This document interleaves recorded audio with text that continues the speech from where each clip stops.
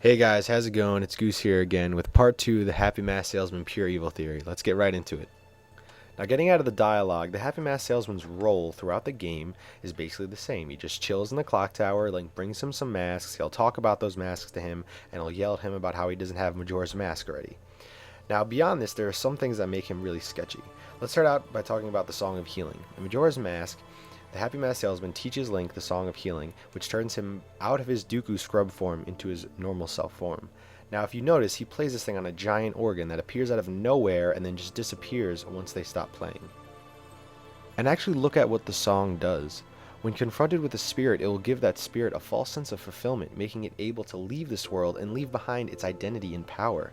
I mean, this seems a little evil, tricking the dead to think that everything is fine just so you can take their power away from them and just send them off. Now, how does the Happy Mass Salesman know this song? The song seems too powerful for any regular guy to know. It just doesn't really make sense to me at all. Now, look at his back. He has all these masks on it. How did he get them? I feel like he just got these by finding troubled spirits, playing this song, stealing their identity and power from them, and just sending them off to wherever, making them feel like everything is okay and they can move on. Now, if you don't already know, Termina and Hyrule are opposite dimensions of each other. One aspect that carries over is Sarah's song. Now, I know some of you are like, why are you talking about Sarah's song? It isn't in Majora's Mask. Well, it is. The healing song played backwards is Sarah's song. Listen.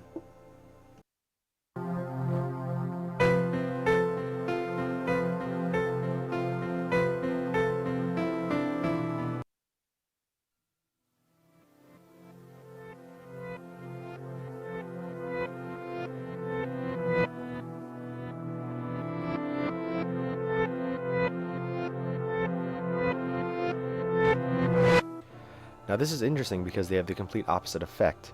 Sarah's song is about friendship, the closening of a bond between two people and coming together. Now the Song of Healing is the exact opposite of that. This song is about separation and removing oneself from a bond.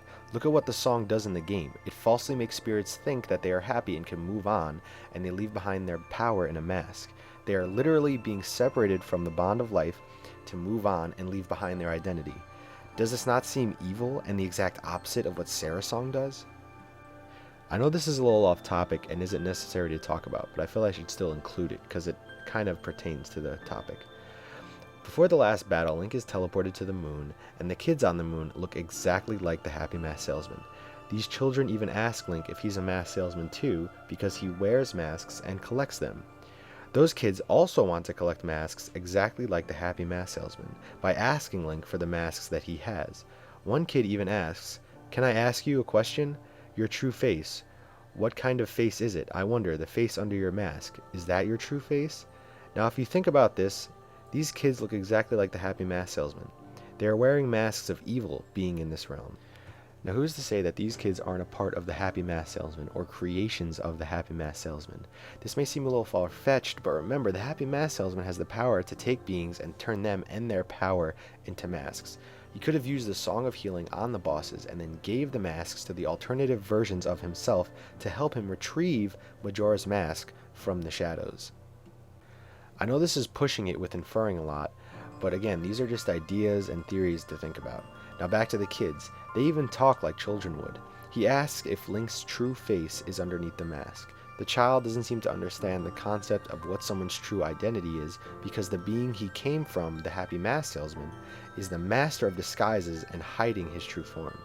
So they don't understand the concept and can't grasp what it means to have an identity.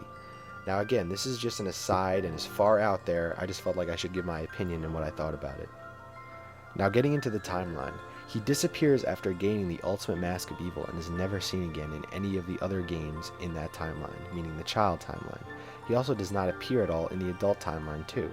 Now this may be because of the fact that he took off his disguise and stopped being the Happy Mask Salesman. Now I know at the end of the game he says that the evil has left the mask. Now for someone who collects rare masks of power, why would you be happy that the power has gone? You searched very hard for this mask, didn't say what your intentions were with it, and then it was taken away from you. He was really pissed that it was taken away from him, and then now when you get it back and you know that the power is gone from it, you're happy? I don't really buy it. It just doesn't really make sense to me that he would also be laughing when saying this too, like, ha ha ha, the mask is, all the evil is gone from the mask. Now, if you also look at Skull Kid, you'll notice that when Happy Mask Salesman is walking by Skull Kid will put his head down and he starts shaking. Now, this is pretty obvious that Skull Kid is afraid of the Happy Mask Salesman, but why? The Happy Mask Salesman then tells Link to go home and that his task is done. Now, if the Happy Mask Salesman was following Link, he would have known that he wasn't riding in the woods to go home. And isn't it convenient for Link to just go home and forget about the most evil mask of all time? Again, I don't buy it. Now, this is where it gets interesting. Out of nowhere, the Happy Mask Salesman says, "Whenever there is a meeting, there is a parting, but the parting need not last forever. That is up to you." Now, what is he inferring to? You could say that he is suggesting that Link will find Navi again, but he just told Link to go home. Also, while searching for Navi, Link dies in the forest and becomes a Stelfoss, who appears in Twilight Princess, but that's another story. Now, he could be talking to the Skull Kid, but why would he be? It doesn't really make much sense. Now, he could be talking to himself. Think about it. He was a part of a tribe that was banished, who were the same tribe as the Mises' minions. He could be inferring that he's going back to see them. In Hyrule Historia, it says that there was a tribe who was banished into the Twilight Realm that would never come back out of the Twilight Realm. Now, this doesn't mean that he can't go into the Twilight Realm. Remember, Ganondorf was put there by the sages in Twilight Princess. Also remember that in Twilight Princess there's a Skull Kid there who knows Sarah's song. Now, in Ocarina of Time, Link teaches the Skull Kid Sarah's song and becomes friends with him. This is the same Skull Kid in Majora's Mask because he says a fairy boy once taught him this song. Now, how did the Skull Kid in Twilight Princess know this song? I think that is the same Skull Kid from Ocarina of Time and Majora's Mask. I think he was put into the Twilight Realm as punishment by the Happy Mask Salesman. Now think about this. The Skull Kid goes crazy and has all this evil in his heart in Majora's Mask because he lost his friends, the giants. In Ocarina of Time, he is upset that he has no friends, and Link plays the song for him and becomes friends with him and also gaining a heart. Now, why would the Skull Kid go into the Twilight Realm, which is total isolation? He has no friends there, and he's all alone, which is what the opposite of what Skull Kid wants.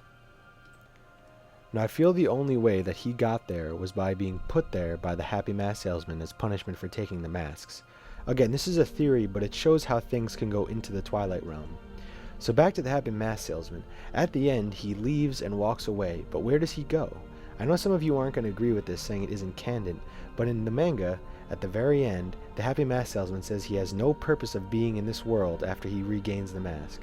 Now, this suggests a whole bunch of things. What does he mean by world? Where would he go? What other worlds is he talking about? The only ones I can think of is the world of the gods. No, he can't go there. The Sacred Realm. Maybe he's trying to get there, but I think it's definitely the Twilight Realm. I feel this is definitely it because what else could he be talking about? Regardless of whether this isn't candid though, it still doesn't change anything about the Happy Mask Salesman leaving to rejoin with something or someone to never be seen again. Later on, after Majora's Mask, in the game Twilight Princess, stuff starts to go down. Now remember, this is the same timeline, the child timeline. So anyway, in the Twilight Realm, Majora's Mask symbols appear everywhere, like I showed before, on Ganon's chest and also on the mask. This means that the Happy Mask Salesman either took the mask into the Twilight Realm, or this still proves that the tribes in both games are one and the same. He had no purpose in this world, meaning he left. He was the only one that had it, and I'm pretty damn sure that he wouldn't lose it again. The only way that the mask could go from Termina to the Twilight Realm was if the Happy Mask Salesman brought it there. Or, if it wasn't brought there, he still has it somewhere else. Now, coming to the end, I will leave you with this. One of the last things that he says to Link in Majora's Mask is, "But my, you've made quite a number of people happy." This means that everyone is happy, including the Happy Mask Salesman. He seems very happy. And as he walks away, he seems to disappear for the last time forever. Now, I know this could just be Nintendo not wanting to have him walk into the distance forever and ever and ever, but still, he just kind of vanishes, and he's the only character that does this. And that's it, guys. That's about the end of it.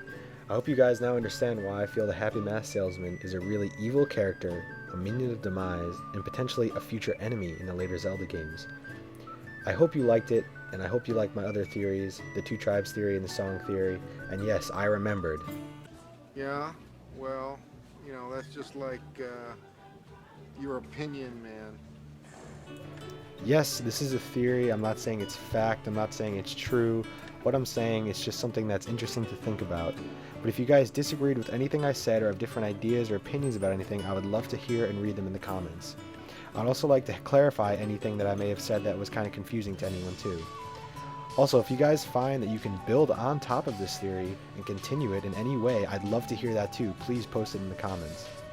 For those of you that made it this far to the video too, thank you. I really hope that you guys enjoyed it, and thanks for sticking all the way to the very end. One last thing, guys, if you like the music that played during this theory video, head over to aterriblefate.com. This is basically a redone version of all the Majora's Mask songs. It's great. Really check it out. Till next time, guys. Thanks for watching.